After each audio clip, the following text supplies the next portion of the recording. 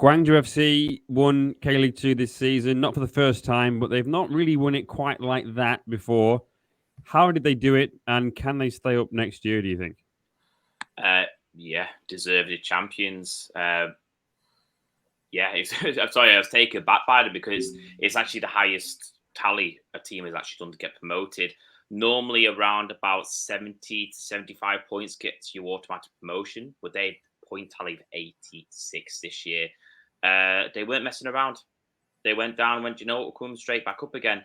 They had 20 clean sheets as well, so the defensive record too really kind of shows how well they were as a defensive unit as well as an attacking unit.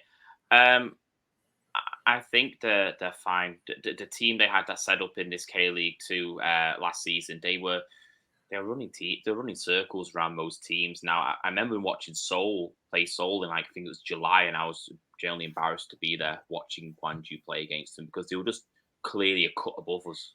So, yeah, they lost just 4 games all season, which in a 40-game season is quite impressive. All right, well, they're moving down to second. Daejeon, finally, they've done it. I mean, what was different this year? I mean, they brought in good players at the back and in goal. I think that was a difference. Last year, they were sort of a bit error prone. They managed to sort of fix that. Lee Chang-gun, the goalkeeper, is superb. The signings of Choi Yu-min, Kwon Han-jin, and Kim Jae-woo in particular, the 3 defenders. And Kwon Han-jin, obviously, he has injury issues this year. Hasn't played as enough perhaps that he would have expected to. But his experience and he's been good around the dressing room, I think, for a lot of players. I thought he'd be captain. He may well kind of have a kind of club captain kind of role, being one of the senior players, but he's been really good for them. Choi Yu-min, he was an MVP candidate as a centre back. I think that says it all really for them. And he's obviously in the World Cup squad. He's the only player in there that's from K-League 2. So he's had a great season. Also, I think they've been free scoring. They managed to score 71. That was the most in the division. That was helped, I think, by the signings they made in the summer. Ju Se-jong helping to pull the strings from deep in midfield. And Willian, they went out and just met his buyout clause, brought him over from Jeonnam, and he's a proven K-League 1 player. It was a bit of a surprise, really, wasn't it, to see him leave Gwangju and go to Jeonnam. Both excellent signings. Kaiser was another decent signing as well in the summer. Had an impact initially, faded a little bit with injury and stuff like that. But I think the competition of having a number 9 like him has helped bring out the best in Gong Min-hyun, who doesn't score that many, but he tends to score very important goals. In fact, I don't think, in games where he scored, Daejeon didn't lose. And also, I think the manager, he learned from last year. Somebody told me, I won't say who, but somebody told me close to the team last year that they thought they'd done it after the first leg against Gangwon. I'm not sure whether that's true or not, but that's what someone told me. This year, I think they learned from those mistakes. It was always in the back of their mind, and it's a very similar situation. They went into the second leg of the playoffs with a 1-goal lead, basically. It's exactly the same situation. And I think that helped. I think it helped with that dominant performance in the second leg. If it would have been a more comfortable lead in the first leg going into the second, they might not have been so aggressive in that performance. So the manager, credit to him, he handled the pressure. Rumors that he's been given a 2-year contract extension, deservedly so. And now really if they can first of all get Ju Se-jong signed up on a permanent deal, he's only on loan from Gamba Osaka. And the few players that are out of contract, like Lee Jin-hyun, he scored 2, including that free kick in the second leg. He needs to get a new contract signed ASAP. And there are also players who are going on their military service. There's about 3 or 4 of them, in fact. So you need to replace those. But Hana Finance Group, they've said that whatever the team needs, in terms of personnel or facilities, that there's going to be support there for that. So I think, as Branko alluded to just earlier, Daejeon, they should be fine next year, and then they may even have a chance of doing what Suwon FC have been doing in sort of top 6 or in and around that for the first couple of seasons. But moving down to third place, that was FC Anyang. Heartbreak again. What now for them, Matthew? Yeah, I guess it was a step closer than the previous year. They obviously made it to the final, where they played 2-1 Blue Wings over 2 legs, and well, heartbreaking loss in the end. A 120th minute winner from Oh Hyung-gyu to secure Suwon's safety. But yeah, concerns really for Anyang is that they've spent 2 years and they've managed to build a really solid core of this team. And the closer they get and the more consistent these players play, the more eyes that are watching them. And it seems that some of the larger clubs, some of the K-League 1 clubs are already circling when it comes to some of their key players. Costi and Moya, they've already they're on the radars of a number of top flight clubs. Acosti actually was rumored to be Suwon Blue Wings interested in him actually, but we'll see what happens there.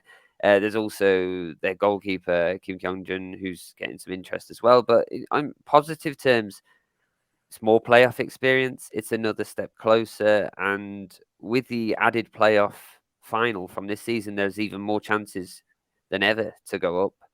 I think they're going to be less bothered by those who've come down. I mean, this year, Daejeon was clearly far better than them, and Gwangju were clearly far better than them, but they're third for a reason. They're the best of the rest, and I don't think they're going to have. It's going to be a lot closer keeping up with the likes of Gimcheon and Songnam. Probably surpass Songnam, to be honest, out of the two. And I think as well, manager Lee Hyung, he's actually been given a contract renewal, or it's in the process anyway.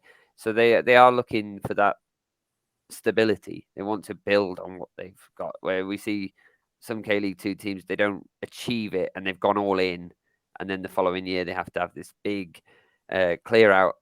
I think Anyang, they're still going to be able to hold on to a lot of that core talent, even if some leave, and hopefully if they do leave, then they get reasonable compensation to reinvest into the squad. So I think as long as they stay under their current manager, it's still positive for them.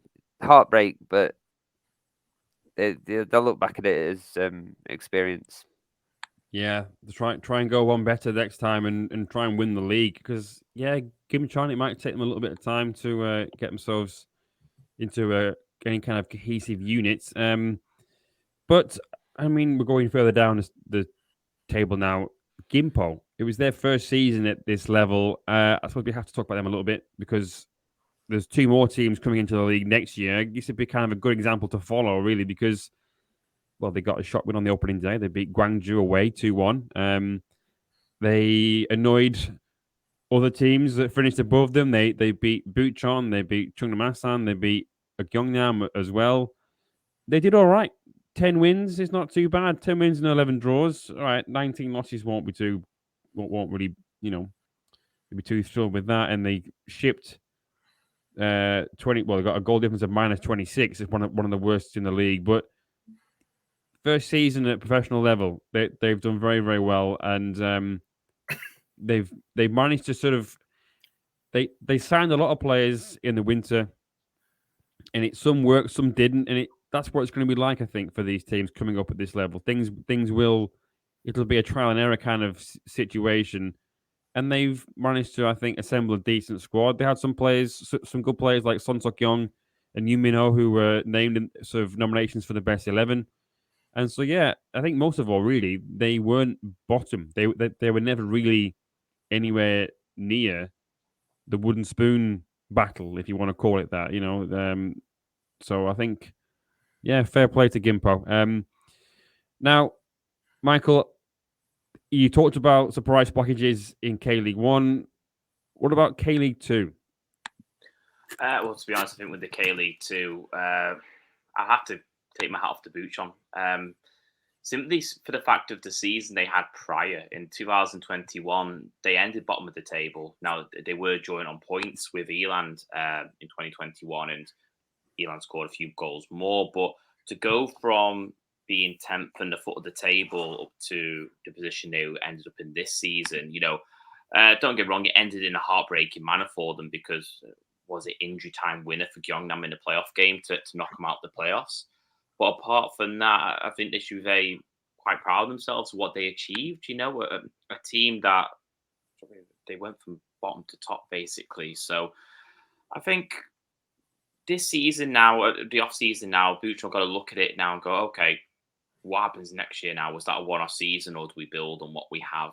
So, but for me, that they were the surprising team. Yeah, and they kept their manager from the year before. It would have been very easy to sort of sack him, but after finishing bottom, but they kept him, and obviously they were proved right to do so by finishing fourth, and they came very close, didn't they? Jeonnam with that last minute winner from Thiago. So yeah, very, very close.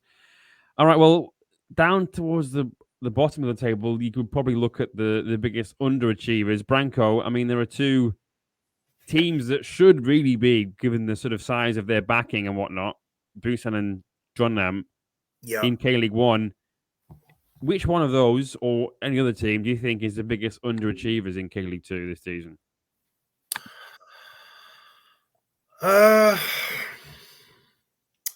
Well, I'll say a little bit about both clubs, if I may.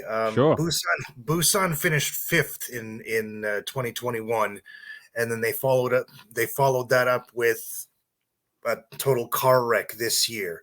So it's obvious that a lot of work is going to need to be done over the winter to have a look at the roster, assess their needs.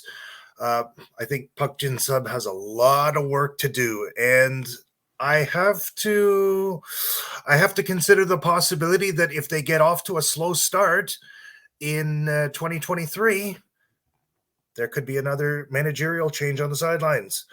Where Jeonnam is concerned, I mean, they played in the Champions League this year, and they didn't play poorly, actually. They played quite decently. But when they resumed league play after their return, everything just went downhill.